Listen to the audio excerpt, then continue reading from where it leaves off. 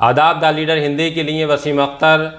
नबीर आला हज़रत मौलाना तौक़ीर रज़ा ख़ान की पार्टी ऑल इंडिया इत्तेहाद मिल्लत काउंसिल IMC 21 साल की हो गई।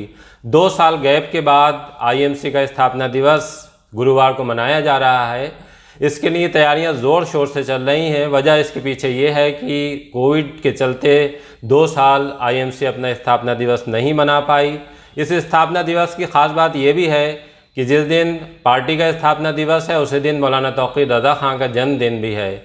जन्मदिन और स्थापना दिवस एक ही दिन पड़ने की वजह से IMC के कार्यकर्ता इस दिन को जोश व खरोश से मनाने की तैयारी में लगे हैं। अगर हम IMC की उपलब्धियों की बात करें तो उसके खाते में एक विधायक अब तक आया है। ये विधायक भोजीपुरा विधानसभा सीट से शहीदुल इस्लाम बने थे। मौलाना तौक़ीर रज़ा ख़ान ने तब एक बड़ा प्रयोग किया था। वो मुसलमानों के बीच अगड़े और पिछड़ों को जोड़कर एक नया समीकरण बनाना चाहते थे। इस समीकरण के तहत उन्होंने इस्लाम साबिर को अपने साथ लिया और उन्हें अपनी पार्टी का प्रदेश अध्यक्ष भी बनाया। लेकिन ये तजुर्बा उनका अच्छा साबित नहीं हुआ। इस्लाम साबिर और उनके बेटे बाद में IMC को छोड़कर समाजवादी पार्टी में चले गए। लेकिन एक अच्छी बात मौलाना तौक़ीर रज़ा ख़ान के साथ ये रही कि उन्होंने राजनीति को पर्दे की आड़ से नहीं किया। उन्हें राजनीति करनी थी दरगाह से निकलकर, तो उन्होंने अपनी राजनीतिक पार्टी बनाई और इसको आगे ले जाने के लिए वो जुस्तजू में लगे रहे। समाजवादी पार्टी से उनके रिश्ते जब हमवार हुए तो वो दर्जा राज्य मंत्री बनाए गए, लेकिन ये मंत्री पद उन्हें रास नहीं आया और फिर खुद ही छोड़कर निकल आए। इससे पहले उन्होंने कांग्रेस से समझौता किया और इसके अच्छे नतीजे सामने आए। बहुत लंबे वक्त के बाद लोकसभा सीट बरेली पर फेरबदल देखने को मिला। यहाँ से संतोष गंगवार चुनाव हारे और कांग्रेस के प्रवीण सिंह एरन उस चुनाव को जीते थे।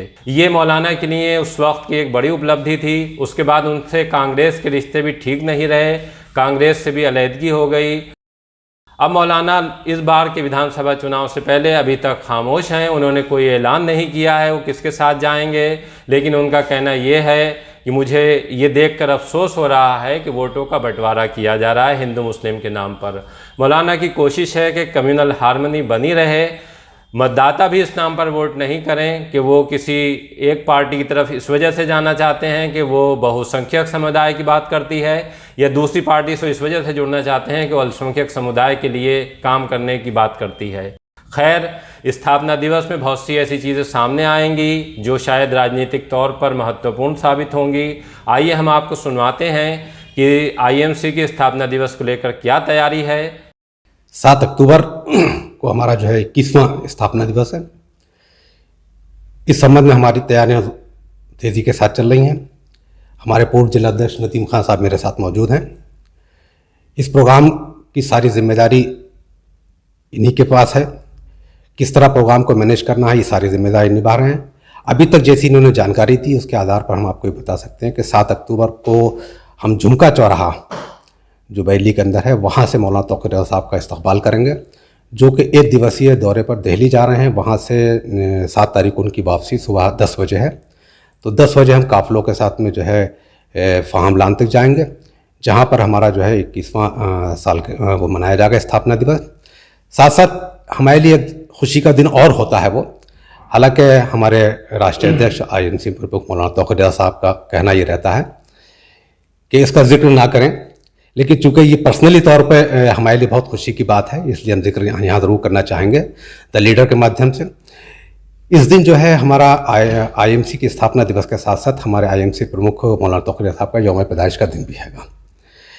तो आपके माध्यम से मैं अपने साथियों के साथ में उनके मुबारकबाद भी पेश करना चाहूँगा। तो हमारी तैयारियाँ पूरी मुकम्मल हो चुकी हैं। आपको 7 अक्टूबर की जानकारी ये देना चाहता हूँ, चूँकि हमेशा की तरह पिछले 2 साल से कोविड-19 को देखते हुए हमारा पार्टी का स्थापना दिवस नहीं मनाया गया, जिसकी वजह से 2 साल के बाद अब तीसरा साल हम पार्टी का स्थापना सम्मेलन 7 अक्टूबर को फाहमलान में मना रहे हैं। हमारी कोशिश ये है कि चूंकि अभी हमारे मुनीर इदरीसी साहब ने बताया, ये भी एक हम लोगों ने बिल्कुल एकदम छुप कर रखा था, तो इन्होंने बताया है हज़रत मौलाना तौक़ीर रज़ा साहब की यौम पैदाइश भी है।